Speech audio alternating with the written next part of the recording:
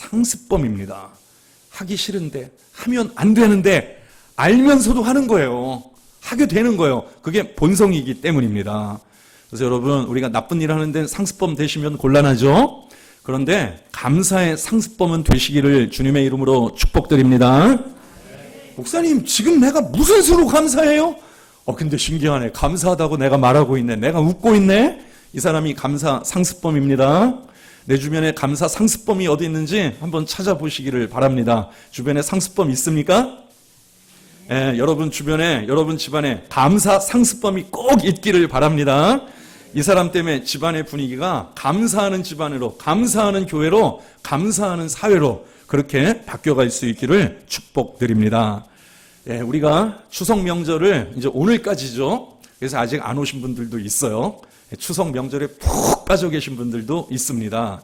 이런 말을 제일 많이 하고 많이 듣는 것 같아요. 한가위만 같아라. 이런 얘기를 합니다. 농경 시절엔 당연했죠. 이제 막 추수하기 때문에 곡식이 풍성합니다. 먹을 것이 식량이 풍성합니다. 그래서 한가위 같으라는 겁니다. 그러나 우리는 더 이상 농촌 생활을 하지 않습니다. 도시 생활을 하고 있습니다.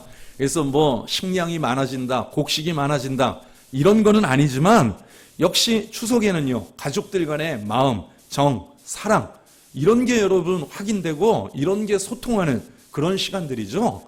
이런 것들 때문에 여러분 우리가 1년이 한가위만 같아라. 모든 일이 한가위만 같아라. 이렇게 우리가 이야기를 하는 겁니다. 여러분, 한가위 같다라는 건 모든 것이 풍성해서 행복할 수 있는 조건, 기뻐할 수 있는 조건이 충분히 마련이 됐다는 것입니다. 그런데 인생은 한가위 같지 않습니다. 1년 중에 한가위 같은 날, 10손가락 안에 꽂을만 할 겁니다. 인생을 통틀어 봐도 한가위 같은 날들 그렇게 많지는 않습니다. 그렇다면 이게 무슨 얘기냐? 행복할 수 있는 조건, 이게 없다라는 겁니다. 자, 이 지점에서 여러분들한테 한번 여쭤보고 싶습니다. 여러분은 행복하십니까? 깊은 침묵으로 들어가는 분도 있고 아멘으로 화답하시는 분도 있네요. 여러분 행복하실 수 있기를 바랍니다. 사람들은 조건이 안 돼서, 형편이 안 돼서, 아예 없어서 나는 행복할 수 없습니다. 이렇게 이야기하는 분들이 있습니다. 미국 교육계에서 한 가지 실험을 했습니다. 쌍둥이를 놓고, 쌍둥이 형제를 놓고 한 가지 실험을 진행했습니다. 그런데 이 쌍둥이는 평소에 삶의 태도가, 생활 자세가 극과 극으로 나뉘는 그런 아이들이었었습니다. 한 아이는 늘 긍정적이고 낙천적이고 예의 바른 그런 아이였었습니다. 그런데 쌍둥이임에도 또 하나의 쌍둥이는 늘 원망과 불평이 많은, 그래서 예의도 없는 이런 아이였었습니다. 이 두 아이를 서로 다른 방에 격리를 시켜놨습니다. 그리고 말을 이렇게 합니다. 이제 너희에게 선물을 줄 거야. 그래서 커다란 박스를 하나씩 이 아이에게 나눠줬습니다. 자, 첫 번째, 불평불만만 하던 이 쌍둥이에게 커다란 박스를 선물로 줬습니다. 이 아이가 뭐가 들어있나 열어봤더니요, 온갖 장난감이 다 나오는 겁니다. 로봇, 비행기, 탱크, 뭐 이런 장난감들이 다 나오는 겁니다. 그런데 이 아이의 표정이 별로 그렇게 행복해 보이질 않습니다. 시큰둥한 겁니다. 쓱 보더니 하는 말이 뭔지 아세요? 나는 이 회사 거 별로 안 좋아해요. 나는 A 회사 제품의 장난감을 좋아해요. 에이, 기분 잡쳤네. 이게 뭐야? 이러고 원망 불평만 하고 있는 겁니다. 아이, 이거 무슨 비행기가 이만해. 나는 이따만한 비행기 갖고 싶은데. 이래갖고 그렇게 아이들이 하나만 가져도 좋아할 만한, 행복해할 만한 그런 장난감들을 잔뜩 넣어줬는데도 불평, 불만 투성이고 입이 뚱 해가고 이렇게 튀어나와 있는 겁니다. 신기하네. 그래서 이번에는 옆방에 있는 쌍둥이를 가서 살펴봤습니다. 자, 이 쌍둥이 아이도 이 상자를 열어봤습니다. 그런데 이 방으로 향하는데 갑자기 그 방에서 막 웃음소리가 들리는 거야. 막 이런 소리가 들리는 거예요. 이게 뭔 소리지? 그래서 가봤습니다. 갔는데 여러분 그 상자를 열었더니 상자에서 뭐가 나왔는 줄 아세요? 말똥이 가득 들어있는 겁니다. 그런데 이 말똥을 보고도 이 아이가 박수를 치면서 깔깔깔깔 거리면서 웃고 있는 거예요. 아이 재밌어. 아이 재밌어.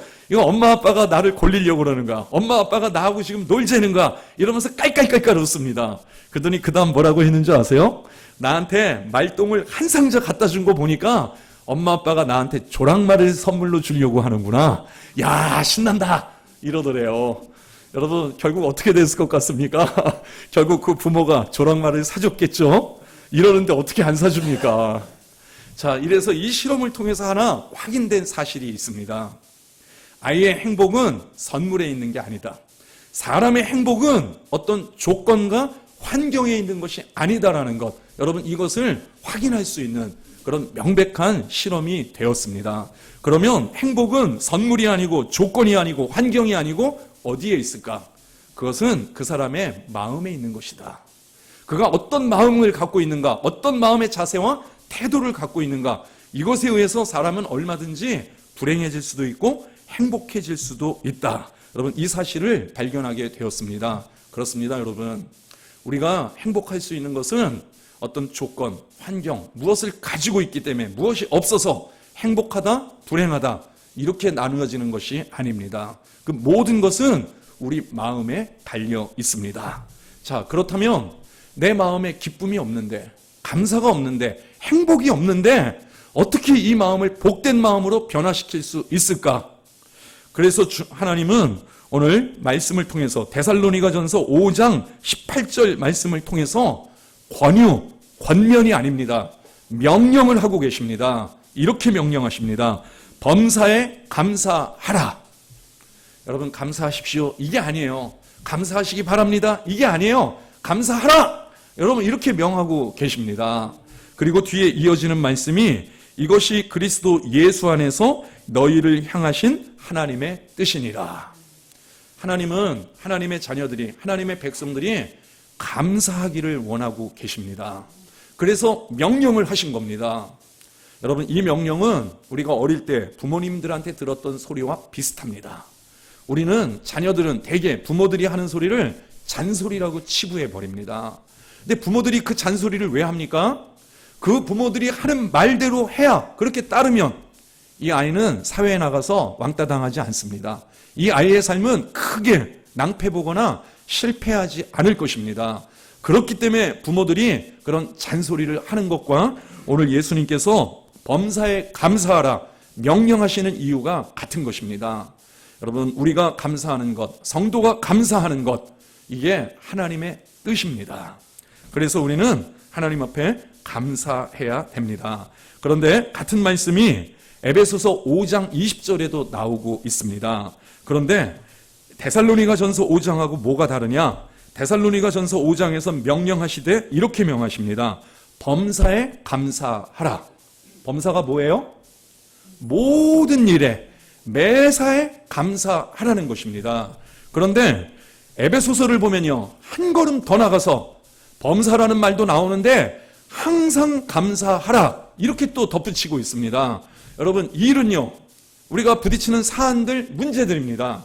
그런데 에베소서는요, 항상 시간입니다. 어느 때든지 어느 시간이든지 늘 감사해라. 이래서 시간마다, 사건마다, 문제마다 감사하라. 여러분, 이렇게 명령을 하고 있는 겁니다. 여러분, 이게 뭐겠어요? 이게 감사 상습범 아니에요? 여러분, 감사 상습범이 되시기를 바랍니다. 이게 안 되면은요, 왜 하나님이 이렇게 명령하셨는가? 이렇게 안 하면 여러분들이 아무리 좋은 것을 가지고 있어도, 아무리 여러분이 부유해도 여러분의 마음은 얼마나 사악한지 나는 행복하지 못해, 나는 불행해, 이렇게 치부한단 말이에요.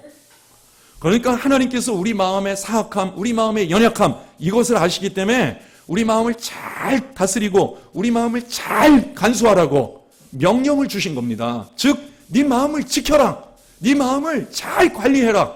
그래서 우리에게 이 명령을 주신 겁니다. 그래서 우리는 범사에 항상 감사하는 감사 상습범이 되시기를 바랍니다. 불신자들이 이게 이해가 안 되는 거예요. 이게 무슨 감사할 일이야. 말도 안 돼. 쇼하지 마. 어이구, 얼쑤? 이런 반응들을 보입니다. 왜요? 그들의 마음은 황폐하기 때문이에요. 그들은 감사할 만한 조건이 있을 때만 감사할 줄 아는 사람들이기 때문입니다. 절대 그들의 삶은요, 행복해지기 어려워요. 왜요? 그들은 감사 상습범이 아니기 때문입니다. 그런데 성도가, 하나님의 자녀가 말도 안 되는 일에, 감사할 조건이 없는 일에 감사하다고 고백하는 이유는요, 그들의 본성이 감사 상습범으로 바뀌어버렸기 때문입니다. 변화되어져 버렸기 때문입니다. 자, 우리 옆 사람에게 물어보세요.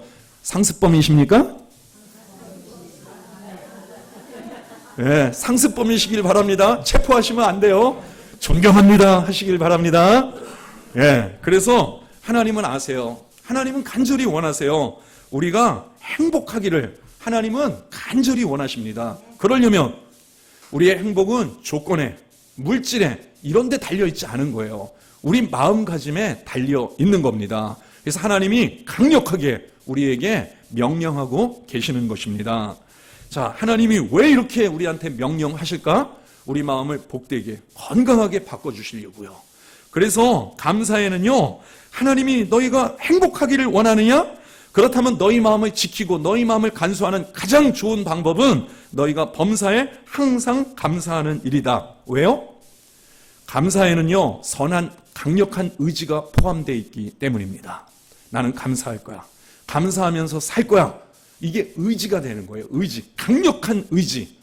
여러분, 의지만 하나 우리가 붙잡으면요, 의지만 세우면은요, 사람이 180도 바뀌어버립니다. 그런데 의지가 없는 사람은요, 수시로 꺾여요. 수시로 무너져요. 이랬다 저랬다 변덕꾸러기예요. 의지 없는 사람은 믿으시면 안 돼요. 근데 의지가 세워진 사람은요, 여러분 믿어도 됩니다. 웬만해선 안 바뀝니다. 변하지 않습니다.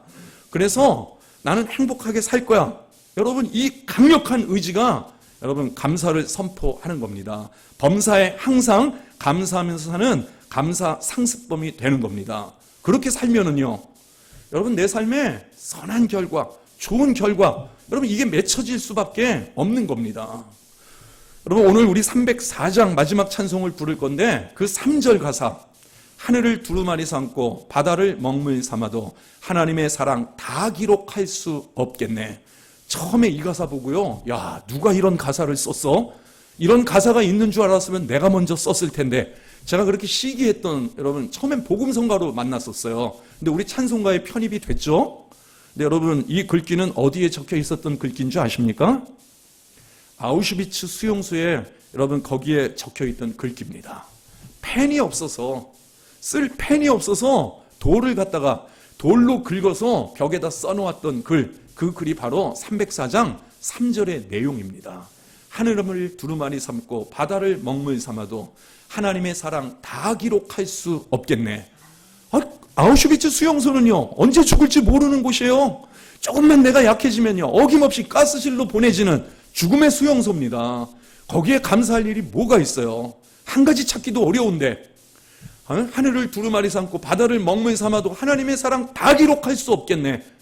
도대체 누가 그 기록을 했을까요? 그 사람은 어떻게 이런 기록을 할 수 있었을까요? 여러분, 그 죽음의 수용소 안에서도, 그 절망의 환경 속에서도 그 마음만큼은 나는 하나님의 자녀야, 하나님의 백성이야, 이 강한 의지를 잃어버리지 않았기 때문입니다. 그는 비록 형장의 이슬로 사라졌을지도 모릅니다. 가스실에서 그 생명을 다했을지도 모릅니다. 그러나 그가 남겨놓은 이 위대한 글귀는요, 이제 찬송가에 들어와서 예배하는 곳마다, 여러분 성도들이 모일 때마다 여러분 부르기를 기뻐하는, 부르기를 즐겨하는 그런 아름다운 찬양이 되어졌습니다. 감사하는 의지, 감사의 태도가 여러분 이런 선한 결과, 선한 열매를 맺게 되는 것입니다. 또한 감사는요, 여러분 철학입니다. 철학. 그런데 이 철학은 믿음 있는 사람한테서만 나올 수 있어요. 그래서 여러분, 저는 여러분이 다 철학자가 되기를 좀 원합니다. 저는 철학이 있는 사람을 좋아해요. 이런 사람하고 만나야 심도 있는 대화가 되거든요. 근데 이런 사람들 아니면요, 자질구레한 이야기밖에 할 수가 없어요. 저는 좀 깊은 이야기, 책을 놓고 좀 토론하고 서로 좀 서로 막 싸우고, 그때 막 치고받고 싸우는 거 아닙니다. 의견 교환하고 이런 걸 저는 굉장히 좋아합니다. 지난주 월요일에 목사님들 모임이 있었습니다. 그 모임에서 한 파트를 인도하는 목사님이 어떤 질문을 하나 던졌어요. 다 대답을 했죠. 저도 대답을 했어요. 그랬더니 그 목사님이 이렇게 정리했습니다. 목사님들은 다 외형만 보는군요. 겉만 보는군요. 근데 신목사님은 다르네요. 신목사님은 철학이 있네요. 이렇게 얘기하시더라고요. 제 대답이 좀 남달랐나 봅니다. 근데 진짜 저는 그랬어요. 남들처럼 남들이 보는 것, 남들이 지향하는 것, 그게 아니라 제 관심에 대해서 이야기를 했습니다. 그래서 여러분 철학자가 되시기를 바랍니다. 그런데 철학은요, 골치 아프잖아요. 그죠? 뭔 얘기인지 모르겠잖아요. 여러분 칸트 말이 이해가 되세요? 데카르트의 말들이 이해가 되세요? 제가 철학자를 보면 하나 이해 안 되는 거, 저렇게 간단한 말 한마디 하는데 뭘 이렇게 복잡하고 어렵게 분량 많게 저렇게 얘기를 해야 돼? 딱 한마디면 되는데 진짜 이해가 안 됩니다. 그런데 그런 철학을 하라는 게 아니에요. 제가 대학교 1학년 때 아주 용감무식하게 철학 교수님한테 질문을 던졌습니다. 공격을 한 거죠. 교수님, 뭔데? 아니, 아리스토텔레스하고 플라톤이 하는 말 다 똑같은 얘기 아니에요? 신이 있다, 그 얘기하는 거 아니에요? 맞아. 그런데 이걸 왜 배워야 돼요? 하나만 배우면 되지. 그랬더니 교수님이 이렇게 얘기하는 거 있죠. 똑똑한 줄 알았더니 덜 똑똑하네, 이러고 얘기하시더라고요. 그 차이 때문에 우리가 플라톤 따로 공부하고 아리스토텔레스를 공부하는 거다. 그 차이를 아는 사람이 학문을 알 줄 아는 사람이다. 그때는 무슨 얘기인지 몰랐어요. 근데 나중에 시간이 지나고 나니까 그 교수님 말이 맞다. 나는 헛똑똑이었구나. 그것을 확인하게 됐습니다. 근데 그런 복잡한 여러분 철학 말고요. 철학의 철자가 밝을 철자입니다. 여러분 사람은 명철해야 돼요. 명철하다는 건 뭐냐? 손해보지 말아야 돼요. 쓸데없는 피해를 입지 말아야 돼요. 근데 우리 삶은요, 명철하지 못해서 쓸데없는 피해를 이것저것 내가 다 갖다가 붙여갖고요, 남이 때리지 않아도요 내가 나를 때리고 있습니다. 나한테 스스로 자해하면서 피해를 입히고 있습니다. 뭘로요? 원망, 불평으로요. 감사는요, 믿음에서 나오는 철학이에요. 믿음이 있기 때문에 나는 감사하는 자세로 살 거야, 감사하는 태도로 살 거야. 여러분 이 뜻을 견고하게 세울 수 있는 겁니다. 믿음 없는 사람은요, 이게 이해가 안 된다니까요. 감사하는 부모를, 감사하는 형제를, 자식을 도무지 이해할 수가 없어요. 철학이 없는데 뭔 말인지를 못 알아듣겠는데요. 그래서 여러분 철학이 있기를 바랍니다. 그 여러분의 철학이 뭐냐? 나는 감사 철학자다. 내 철학은 감사 철학이다. 감사의 철학을 갖고 살아가시기를 바랍니다. 그래서 감사라는 의지와 감사라는 철학이 있으면은요, 인생의 웬만한 문제들은요, 여러분 넘어설 수 있습니다. 극복해 나갈 수 있습니다. 그런데 여기서 우리가 하나 좀 조심해야 될 게 하나 있습니다. 여러분 감사는 긍정적인 태도, 이것을 이야기하는 거 아닙니다. 자, 졸리신 분은 스스로 일어나서 잠을 깨우십시오. 잠에 푹 빠져들지 마시고 일어나서 잠과 싸우시기를 바랍니다. 자, 감사는 긍정적 태도, 이거는 아니에요.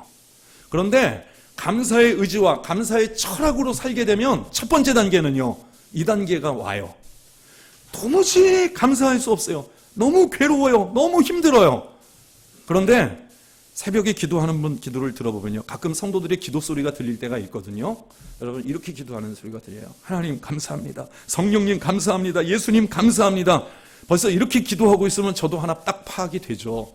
힘들구나, 고통스럽구나, 버겁구나, 이게 느껴져요. 그런데 철학이 있는 거예요. 의지가 있는 거예요. 나는 너 때문에 안 무너질 거야.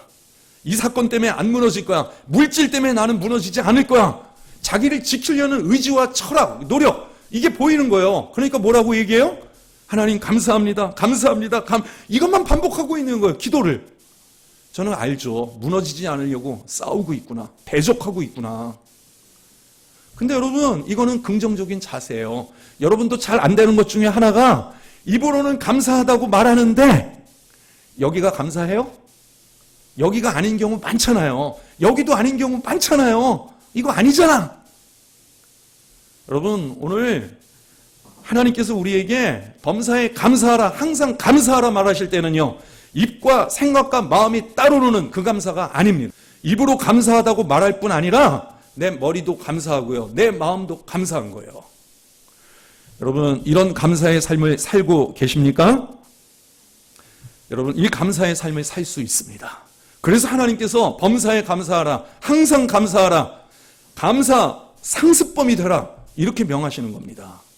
간헐적 감사하는 사람은요, 행복하게 못 살아요. 입과 말과 생각이 따로 놀 겁니다. 감사 상습범은요, 이게 같이 가요. 한 족속이에요. 한 패거리예요. 같이 가게 돼 있습니다. 여러분, 이해되세요? 공감이 되세요? 공감이 된대. 와. 이거 공감하셔야 돼요. 이게 하나님 백성의 삶인 겁니다. 그래서 여러분, 감사하는 태도, 여러분, 이것을 가지고 사는 것 정도가 아니라 진짜로 고난 가운데, 고통 가운데 여러분, 감사하는 감사의 삶, 이게 되어질 때 여러분, 우리 삶에는요, 내가 예상치 못했던 아름다운 열매, 행복의 열매들 여러분 줄줄이 맺혀지게 돼 있는 것입니다. 그래서 여러분, 감사는요, 존재 자체가 감사할 수밖에 없는 사람이 되어지는 것입니다. 여러분, 감사할 조건이 없다고 생각하시는 분들한테 제가 이런 예화를 하나 선물 드리고 싶어요. 여러분, 모래밭에서는요, 내가 얻을 게 아무것도 없어요. 그런데 지각이 있고 생각이 있는 사람들은요, 모래 속에서 자산을 얻어냅니다. 그래서 이런 책이 하나 있었어요. 모래밭에서 펜티엄까지. 이런 책이 한 10여 년 전에 제가 봤던 기억이 나고, 그것 때문에 이게 뭔 얘기인가 가서 세미나를 들었던 기억이 납니다. 그랬더니 모래 얘기는 아니고 그것도 역시 하나의 이야기였었습니다. 자, 무슨 얘기냐? 여러분, 지식이 있고 생각이 있는 사람들은요, 이 모래 속에서도요, 모래사장, 그 속에서도 뭔가를 발견해내요. 뭔가를 찾아내요. 근데 우리는 아무것도 찾아내지 않죠? 그래서 우리 삶의 모래는 뭐예요? 쓰레기예요, 쓰레기. 아무 가치가 없는 그냥 그런 흙이에요. 그걸 우리는 모래라고 이야기하는 겁니다. 그렇다면 오늘 이런 내 인생은 모래 같아요. 우리 인생길이 사막이라고, 우리 광야 같다라고 얘기하잖아요. 광야에는 모래투성이잖아요. 거기 뭐가 있어요? 물도 없고 먹을 것도 없고 고기도 없고 아무것도 없는데, 쓰레기 같은데, 황폐한데. 근데 하나님께서 주신 여러분 이 무기가 있는 거예요. 감사라는 무기를 주셨는데, 여러분 이 감사는 뭔지 아세요? 강력한 자석입니다. 여러분 한번 실험해보고 싶으시면은요, 여러분 이 자석을 갖고 모래 속을 한번 휘휘 저어 보십시오. 그리고 딱 들어보십시오. 아무것도 없나요? 모래에 뭐가 붙어 있죠? 철가루가 붙어서 나옵니다. 여러분, 실제 사금이라는 것도 있잖아요. 사금이 뭐예요? 모래 속에 묻혀있는, 거기 알갱이처럼 묻혀있는 금, 이거 모아갖고, 여러분 이거 모아서 부자 되는 사람도 있는 거잖아요. 여러분, 범사에 감사한다, 항상 감사한다, 이와 같습니다. 감사라는 이 자석을 갖고, 믿음의 자석을 갖고 사막과 같이 황무한, 황폐한 여러분의 인생을 한번 휘저어 보십시오. 다시 한번 체크하고 점검해 보시길 바랍니다. 아무것도 안 딸려오나? 감사의 자석을 사용하면은요, 감사해야 되는 일, 내가 놓쳐버린 감사의 조건들, 여러분이 딸려오게 돼 있습니다. 그래서 여러분 인생이 사막이라면은요, 여러분 오늘 하나님께서 명하신 이것이 하나님의 뜻이니라, 범사에 항상 감사하는 감사 상습범이 되라. 이 감사는요, 강력한 믿음의 자석입니다. 여러분이 아니라고 부정했던 감사할 일들, 다시 이 자석으로 보니까 내가 감사해야 되는 일들, 감사로 영광 돌려야 되는 일들, 수많은 감사들을 우리는 회복하고 찾게 될 것입니다. 그래서 여러분, 이제 이 가을을 시작하면서 빈손으로 시작하지 마십시오. 감사의 강력한 믿음의 자석을 갖고 여러분 이 황무지 같은, 광야길 같은 여러분의 이 가을 인생길을 믿음으로 주님과 함께 걸으시기를 축복드립니다. 그래서 여러분, 그러면 여러분 감사할 수 있어요. 자, 그래서 그러면 우리가 범사에 감사하겠습니다. 그런데 우리의 의지만으로는 되지 않습니다.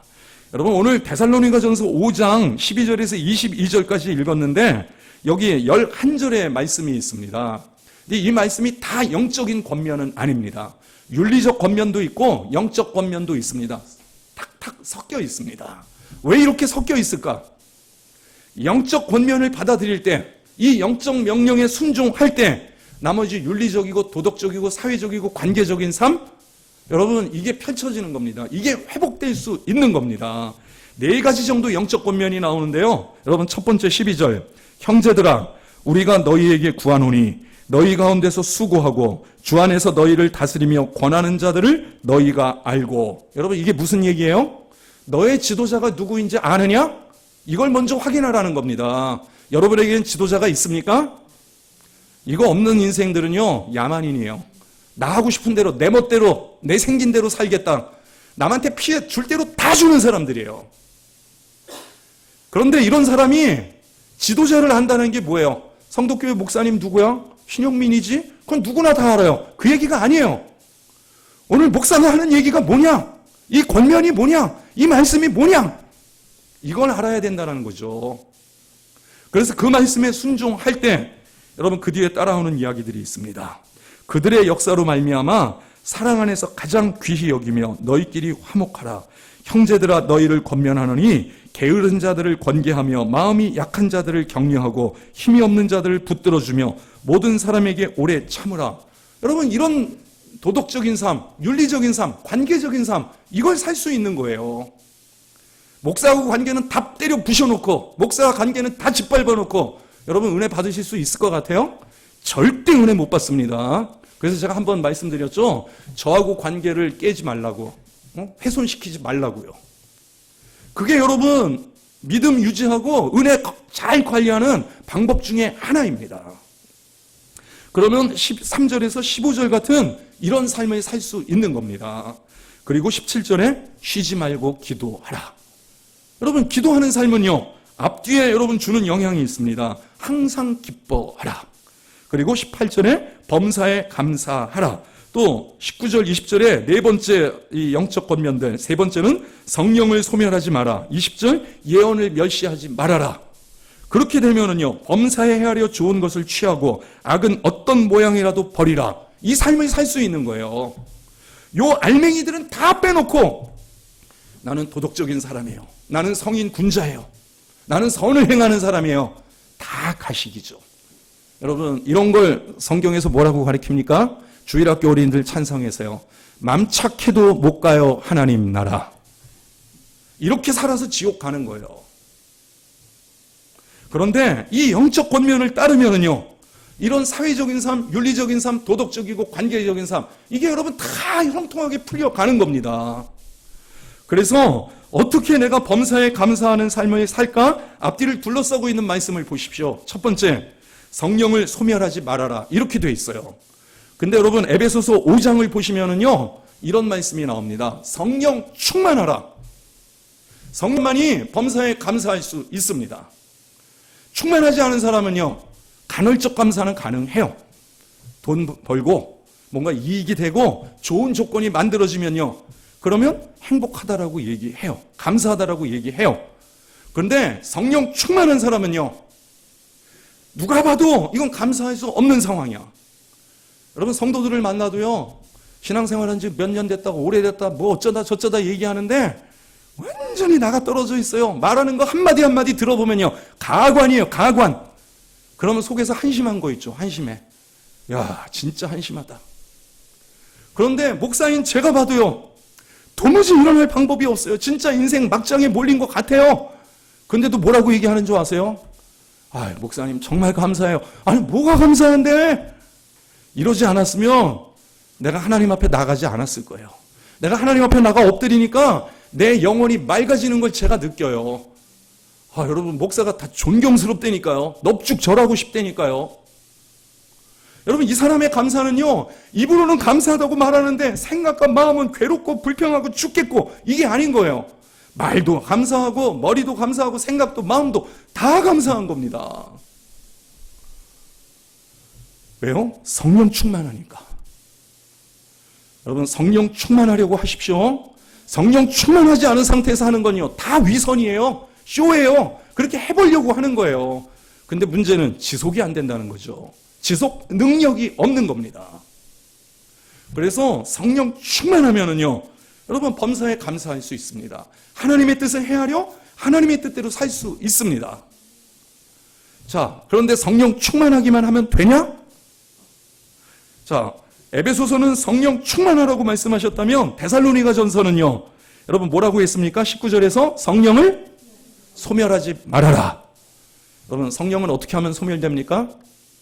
예배 안 드리면 소멸됩니다. 그건 당연지사입니다.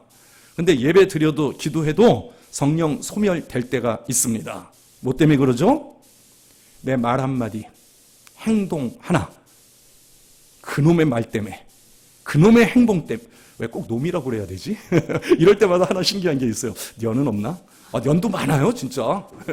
네. 근데 우리는 왜 꼭 대표적으로 그렇게, 여기도 성차별 들어있는 것 같아요. 네. 그런데 중요한 건요, 그 말 한마디 때문에, 행동 하나 때문에 다 말아먹어버리는 거예요. 이게 성령 소멸시키는 거예요.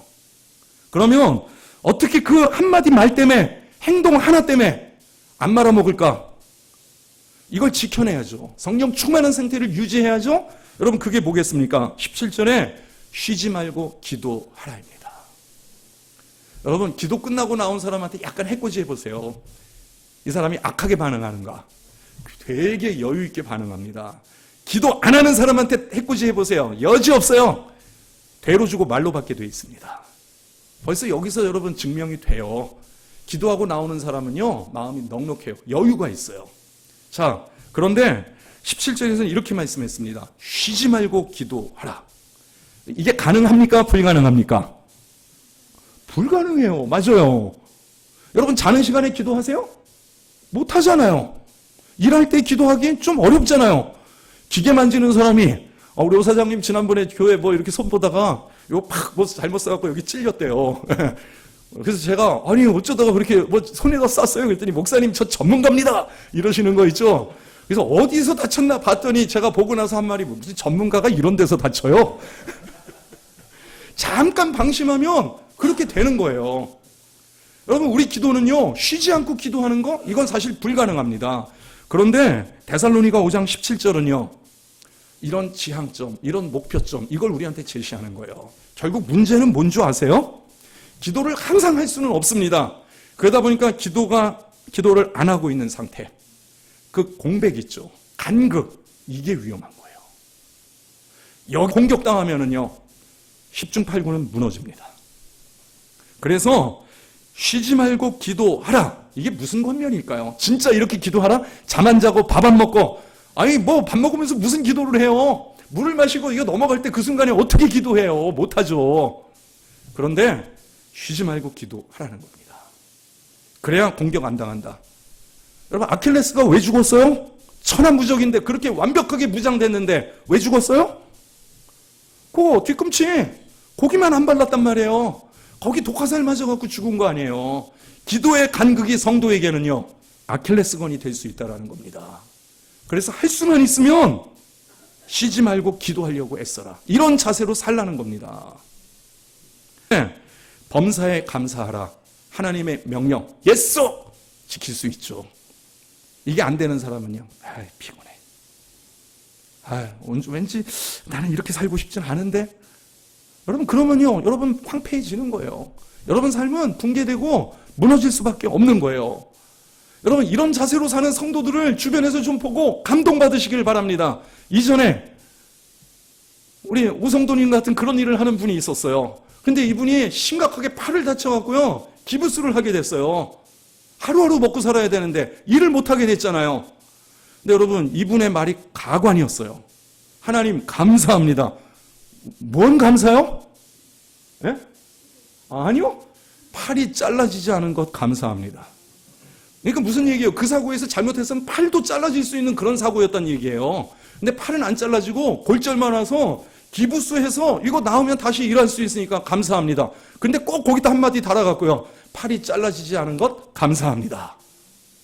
여러분 이게 감사 상습범이라니까요. 의지가 있고 철학이 있는 사람만이 이렇게 살 수 있습니다. 의지와 철학이 없으면요, 지 좋을 땐 다 감사하대요. 지 마음에 안 들면은요 감사할 일이 어디 있어요. 다 때려부시고 다 엉망진창 난장판 만들어 놓는 거죠. 자, 이래도 상습범 안 되실래요? 상습범 돼야겠죠? 상습범이 되시기를 바랍니다. 예, 그래서 여러분 쉬지 말고 기도하라. 경건한 삶은요 성령 충만한 삶을 답보합니다. 성령 충만한 삶이요, 감사하는 삶을 살게 되는 거예요. 감사한 삶을 살게 되면요, 행복한 삶을 누리게 돼 있습니다. 몇 년 전에 운전하다가 방송에서 들었던 어떤 예화가 하나 딱 생각이 나더라고요. 어떤 부부가 결혼을 해갖고 이제 음식점을 했습니다. 열심히 일했어요. 열심히 일해갖고 드디어 집도 사고 그리고 차도 사게 됐습니다. 그래갖고 가끔씩은 시간이 날 때 쉴 때 차를 타고 놀러 다녔어요. 그런데 하루는 남편이 운전하다가 인사사고를 내버린 겁니다. 인사사고를 크게 내갖고 형사적으로 민사적으로 이게 물어줘야 될 게 너무 많은 거 있죠. 옥살이도 하는데 이 상대편 피해에 대해서 물어줘야 할 부분이 너무나 많았던 겁니다. 그래갖고 집 팔고 차 팔고 이래갖고 다 물어줬습니다. 그리고 남편은 옥살이까지 했습니다. 그리고 남편이 풀려 나오는 날 아내가 준비를 합니다. 통장을 다 100몇만 원? 이거밖에 안 남았더래요. 그래갖고 이거를 뭘로 바꿨느냐? 이걸로 금목걸이를 만든 겁니다. 그래갖고 남편이 딱 나오는데 두부를 먹인 게 아니라 남편 목에다 금목걸이를 딱 걸어줬대요. 이거 뭐야? 그랬더니 여보, 우리가 오늘 이거밖에 남은 게 없지만 우리 열심히 살았잖아요. 열심히 했잖아요. 그래서 우리 또 다시 한번 열심히 살아서 다시 시작해서 이 금목걸이처럼 멋지게 살아봅시다. 자, 이러고 또 두 부부가 열심히 살았대요. 그래서 이제 나이도 먹고 어느 정도 회복이 되고 그래서 이제 중국집을 하나 경영하면서 그렇게 살고 있었습니다. 그날 그 편지는 남편이 쓴 글이었던 것 같아요. 남편이었네, 아내였네, 이게 기억이 나질 않습니다. 자, 그런데 어느 날 아내가 이렇게 얘기하는 겁니다. 여보, 나 평생 일만 하느라고 공부를 못했어. 나도 공부하고 싶어. 그래서 나 대학 가고 싶어. 어떻게? 사이버 대학 있잖아. 그래서 그래, 공부해. 아내가 공부하겠다는데. 그래서 사이버 대학을 지원했습니다. 합격했습니다. 그런데 등록금이 쌀 줄 알았는데 이게 100만 원이 조금 안 되던가 100만 원이 조금 넘는 좀 과한 금액이었었어요. 그러니까 아내 입장에서는 등록금이 너무 비싼 거예요. 이 학교는 내가 못 다니겠다. 그래서 집에 왔어요. 남편이 들어와서 물어봅니다. 어떻게 됐어? 그랬더니 나 떨어졌어. 그냥 일이나 해야겠어. 이러고 이제 하루가 지나갔습니다. 자, 다음날 남편이 퇴근해서 들어오는데 봉투 하나를 툭 던져줍니다. 이거 뭐야? 그걸로 공부해. 이게 뭔데? 등록금이지. 그래서 열어봤더니 한 학기 등록금이 거기 딱 들어있는 거예요. 아니, 나 떨어졌다니까? 이랬더니 남편이 웃으면서 뭐라고 했는 줄 아세요? 야, 내가 바보 천친 줄 아냐? 네 남편이 바본 줄 아냐? 세상에 사이버 대학 떨어지는 놈이 어디 있냐? 거긴 지원만 하면 다 붙는데. 그래갖고 등록금을 준 겁니다. 아내가 물어보죠. 여보, 아니 이 돈은 어디서 났냐고? 대답 안 하고 가더래요. 근데 다음날 아침에 아내가 발견했습니다. 이 돈 어디서 왔을까요? 네, 금목걸이 팔은 거예요. 그날 그 운전하는데 제 마음이 너무 행복한 거 있죠. 야, 저 두 사람 그날 밤 너무 행복했겠다. 그러니까 남편이 다 말아먹었을 때 아내가 불평 원망하지 않고 금목걸이 딱 매줬더니 그 금목걸이가 아내가 공부하고 싶을 때 여러분 등록금으로 돌아오게 된 겁니다. 여러분, 이게 감사의 철학과 감사의 의지가 있는 사람들이 살아가는, 감사하지 못하게 만드는, 감사할 수 없는 조건과 상황과 많은 광역기 같은 인생 속에 여러분 인생이 승리하고 인생이 행복해지는 여러분 아름다운 모범 아닌가요? 여러분 이 가을 여러분 어떻게 살아가기를 원하십니까? 광야에서 허덕이다가 목말라서 그대로 쓰러지기를 원하십니까? 이 광야에서 행복한 인생으로 일어서기를 원하십니까? 그렇다면 여러분 감사 상습범이 되시기를 주님의 이름으로 축복드립니다. 1부에는 안 했는데 이 예화로 마무리하도록 하겠습니다. 미국 교육계에서 역시 또 앙케이트 조사했던 내용 가운데 하나입니다. 흑인 아이들하고 백인 아이들을 모아놓고 조사를 하나 했어요. 인형을 보여줬습니다. 인형은 원래 예쁘게 만들잖아요. 흑인 인형과 백인 인형을 보여줬습니다. 그리고 물어봤어요. 어떤 인형이 더 예쁘니? 그랬더니 애들이 한 70%, 그러니까 흑인 애들도요, 백인 인형이 이쁘다고 표시를 딱 했습니다. 질문, 어떤 인형이 착하게 생겼니? 여러분 어느 쪽에다 동글베기 하겠어요? 아니요, 백인에다가요. 백인에다 동글베기 한 거예요. 네. 그리고 또 물어봤어요. 어떤 인형이 나쁘게 생겼니? 그랬더니 대부분이 흑인 인형에다 동그라미를 한 거예요. 마지막 질문이었습니다. 너는 어떤 인형을 닮은 것 같니? 했을 때 흑인 애들이 울음을 터뜨리면서 몇몇 아이들이 울음을 터뜨리면서 울어버리더래요. 여러분 그 속에서 하나 발견한 게 뭐예요?